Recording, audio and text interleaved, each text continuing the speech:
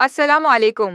आज की मेरी वीडियो मेरे उन बहन भाइयों के लिए है जो पहली दफ़ा हज करने जा रहे हैं और हज के फ़राइज़ से बिल्कुल नावाकिफ़ हैं। मुझे मालूम है कि मेरी वीडियो कुछ लेट होगी है क्योंकि जो लोग उस साल हज पर जा रहे हैं उनको अब तक सब मालूमात मिल चुकी होंगी। लेकिन फिर भी किसी को अगर नहीं मालूम या जो लोग अगले साल हज के लिए जाएंगे के लिए उम्मीद करती हूँ बहुत मददगार साबित होगी। मेरी पिछली वीडियो में जिसने भी दुआओं का बोला है उन सब लोगों के लिए इंशा अल्लाह ज़रूर दुआ करूँगी। और जो लोग दुआ करवाना चाहते हैं वो कमेंट में ज़रूर बताएं, उनके लिए भी ज़रूर दुआ करूँगी इंशा अल्लाह। तो आप अगर बहुत दफ़ा उम्रा के लिए गए हों, लेकिन ये बात हमेशा जहन में रखिएगा कि हज के हालात उम्रे के हालात से बिल्कुल मुख्तलिफ होते हैं और बहुत से ऐसी बातों का जानना आपके लिए बहुत ज़रूरी है जिसका अंदाज़ा शायद आपने पहले कभी नहीं किया होगा। जो पहली दफ़ा हज पे जा रहे हैं वह अपने जहन में ज़रूर ये रख के जाएं, बल्कि उनको प्रैक्टिस करनी चाहिए तो वो हज में बहुत सारी परेशानियों से बच सकते हैं। अपने सफ़र को आसान बनाना हर इंसान का बुनियादी हक है और आपको उसके बारे में जानना भी बहुत ज़रूरी है। आपको पता है कि ये हज भी गर्मी के सीज़न में आ रहा है।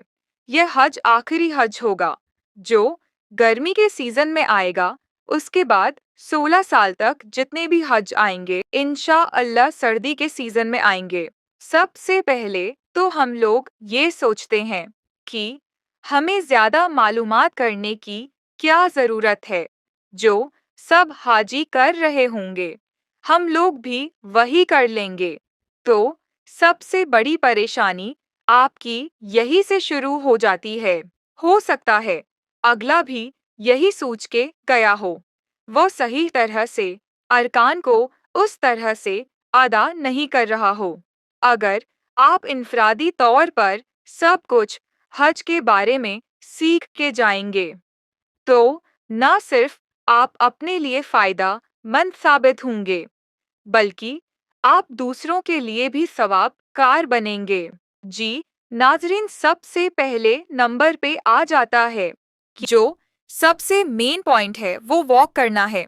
अगर आपको वॉक की आदत नहीं है तो फिर ये चीज़ आपके लिए हज में बहुत बड़ा मसला कर सकती है। हज से पहले अपना मामूल बना लें, बस 15 से 20 मिनट तक, क्योंकि जब आप रमी करते हैं तो आपको बहुत चलना होता है।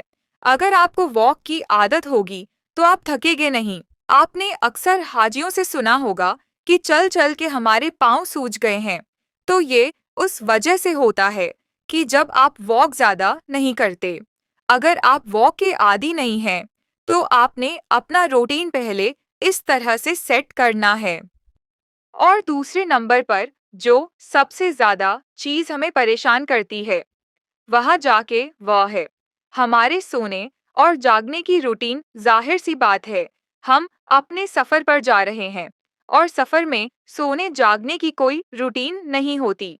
लेकिन अगर आप अभी से तहज्जुद के टाइम पर उठना शुरू कर दें और पांचों नमाजों को अपनी डेली रूटीन का शेड्यूल बना लें, जो मेरे बहन भाई हज के लिए जा रहे हैं उन्हें तो हर हाल में 5 टाइम की नमाज को अपनी रूटीन में शामिल करना है और फिर आपने अशा के फ़ौरा बाद सो जाना है, क्योंकि जो रूटीन मैं आपको बता रही हूँ ये हज के 5 दिनों में तो उसी तरह से फॉलो होगी। क्योंकि हम जिन खेमों में होंगे वहाँ तहज्जुद के बाद ही हलचल शुरू हो जाती है और फजर के टाइम पे सारे खेमा वालों को ज़बरदस्ती उठा दिया जाता है। चाहे कोई सो रहा उसको भी उठा दिया जाता है कि नमाज का टाइम हो गया है और अपनी नमाज ज़ाया मत करें। फजर के बाद सारे सुबह के अज़कार में लग जाते हैं और फिर नाश्ते का टाइम हो जाता है। नाश्ते के बाद कुछ ख्वातीन जो होती हैं, जैसा कि मैंने अपनी पिछली वीडियो में बताया कि वहाँ पर वॉशिंग मशीन होती हैं, तो कपड़े धोने में लग जाती हैं और अगले दिन की या रात की पैकिंग करने लग जाती हैं। उसके बाद दोपहर के खाने के बाद हर कोई वहाँ पे सो जाता है। थोड़ी देर के लिए, उसके बाद वही नमाजों का टाइम हो जाता है। और जाहिर सी बात, हम अल्लाह की इबादत के लिए वहां पर जाते हैं, तो ज्यादातर इस कार में ही मसरूफ होना चाहिए। मेरे वो हाजी बहन भाई जो कि चाय की बहुत ज्यादा आदी हैं और दिन में 4-4, 5-5 दफा चाय पीते हैं। ज्यादा चाय का इस्तेमाल गर्मी के मौसम में आपके अंदर गर्मी की शिद्दत को ज्यादा करेगा, तो आप कोशिश करें कि अपनी उस आदत को कुछ दिनों के लिए कम कर दें और अपने आप को हाइड्रेट रखें। पानी से जूसेस से मेरा वीडियो बनाने का मकसद ये नहीं है कि आपको गर्मी के हज से डराया जाए।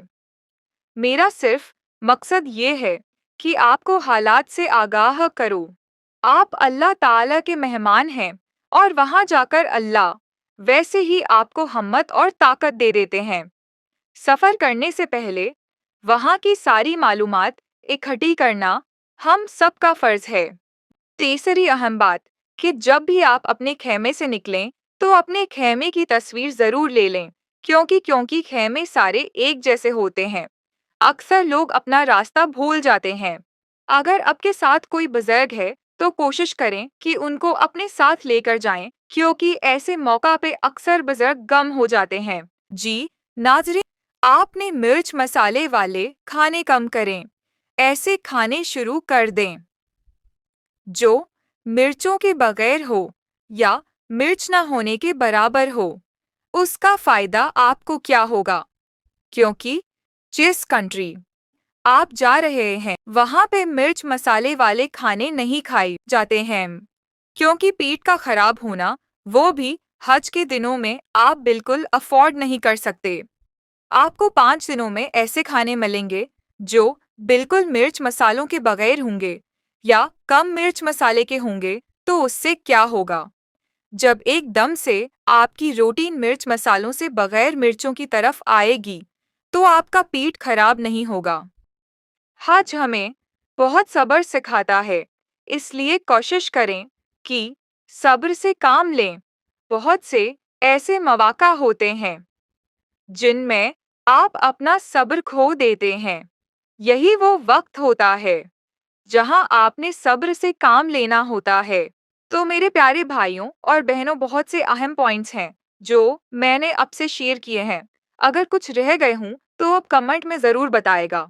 अल्लाह पाक हम सब का हज कबूल फरमाए और सब मुसलमानों को अपने घर बुलाए। अमीन।